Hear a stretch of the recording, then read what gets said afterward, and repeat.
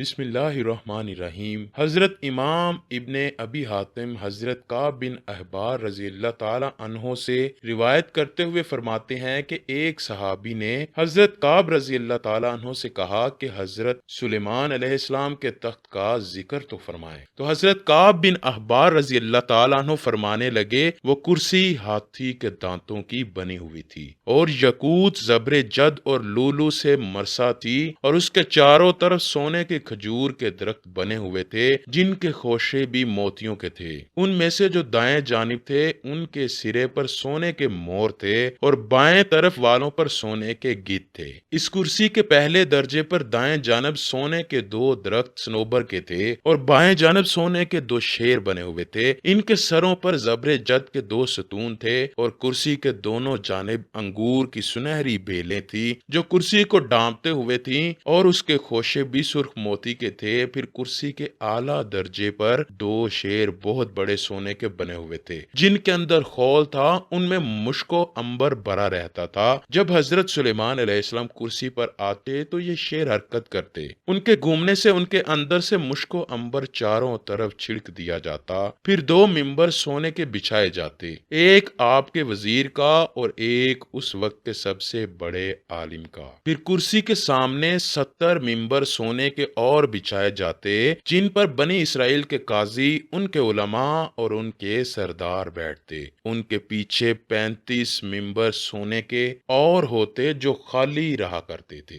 سلیمان علیہ السلام جب تشریف لاتے، پہلے زینے پر قدم رکھتے ہی کرسی ان تمام چیزوں سمیت گھوم جاتی۔ شیر اپنا داہنا قدم آگے بڑھا دیتا اور گدھ اپنا بایاں پاؤں پھیلا دیتا۔ جب دوسرے درجے پر قدم رکھتے تو شیر اپنا بایاں پاؤں پھیلا دیتا اور گدھ اپنا دایاں پر۔ جب آپ تیسرے درجے پر چڑھتے تو کرسی پر بیٹھ جاتے تو ایک بڑا گدھ آپ کا تاج لے کر آپ کے سر پر رکھتا، پھر کرسی زور زور سے گھومتی۔ اللہ تعالیٰ نے انسانوں کی ہدایت کے لیے تقریباً 1,24,000 پیغمبر بھیجے جو ساری زندگی بھٹکی ہوئی انسانیت کو ظلمت کے اندھیروں سے نکالتے رہے۔ حضرت سلیمان علیہ السلام وہ نبی ہیں جنہیں اللہ تعالیٰ نے منصب نبوت کے ساتھ ساتھ وسیع پیمانے پر ملک و سلطنت بھی عطا فرمائے تاکہ آپ علیہ السلام اپنی ظاہری اور باطنی دونوں قوتوں کے ساتھ معاشرہ انسانی میں فتنہ و فساد پھیلانے والی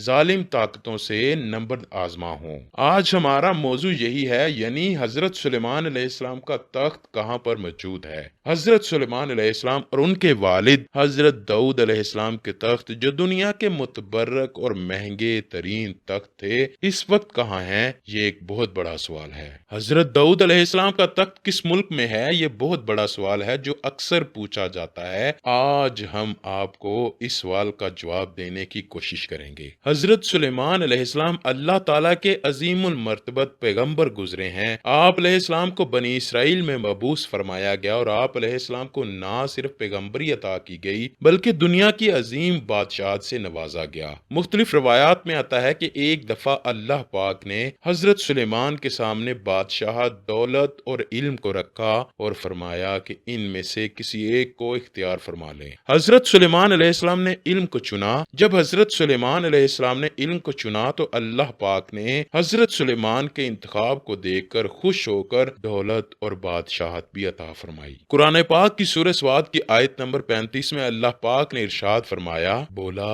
اے میرے رب مجھے معاف کر دے اور مجھے ایسی سلطنت بخش کہ میرے بعد کسی کے مناسب نہ ہو، بے شک تو بڑا بخشنے والا ہے۔ حضرت سلیمان علیہ السلام کی یہ دعا قبول ہوئی اور ان کو ایک ناقابل یقین حکومت و سلطنت عطا کی گئی۔ آپ علیہ السلام کی حکمرانی نہ صرف زمین و جمادات، نباتات، حیوانات پر تھی بلکہ جن و انس بھی آپ علیہ السلام کے تابع تھے، جبکہ ہوا بھی آپ کا حکم مانتی تھی۔ آپ علیہ السلام کا ایک عظیم الشان تخت تھا جس پر بیٹھ کر آپ علیہ السلام ہوا کے دوش پر دنیا بھر میں جہاں چاہتے آتے جاتے تھے اور سفر کیا کرتے تھے۔ یہ تخت حواس زمانہ کے باعث متروک اور پھر ختم ہو گیا۔ آپ علیہ السلام کے والد حضرت داؤد علیہ السلام بھی نہایت جلیل القدر پیغمبر گزرے ہیں۔ آپ علیہ السلام کو بھی اللہ تعالیٰ نے ایک ایسی بادشاہت عطا فرمائی تھی اور آپ علیہ السلام کا بھی ایک نہایت قیمتی تخت ہوا کرتا تھا۔ حضرت داؤد کا تخت اس وقت لندن میں برٹش پارلیمنٹ کے قریب چرچ میں پڑا ہوا ہے اور دنیا کا مہنگا ترین تخت ہے۔ نادر شاہ نے اسے خچر پر ڈال کر ایران لے گیا تھا۔ بادشاہت صرف اور صرف اللہ کی ہے۔ خدا لوگوں کو آزمانے کے لیے انہیں چند دن کا بادشاہ بناتا ہے اور پھر اپنا تخت واپس لے کر اس پر کسی دوسرے کو بٹھا دیتا ہے۔ ایک دفعہ حضرت سلیمان علیہ السلام اپنے تخت پر سفر فرما رہے تھے کہ اللہ نے وحی بھیجی، اے سلیمان، ہم نے ہوا کو تمہارے تابع کر دیا ہے کہ جب بھی کوئی شخص بات کرے گا تو وہ اس بات کو تمہارے تک پہنچا دے گی۔ یہ بات تفسیر مظہری میں صفحہ نمبر 730 پر درج ہے۔ ایک دفعہ وادی نملہ میں حضرت سلیمان علیہ السلام کا لشکر گزر رہا تھا۔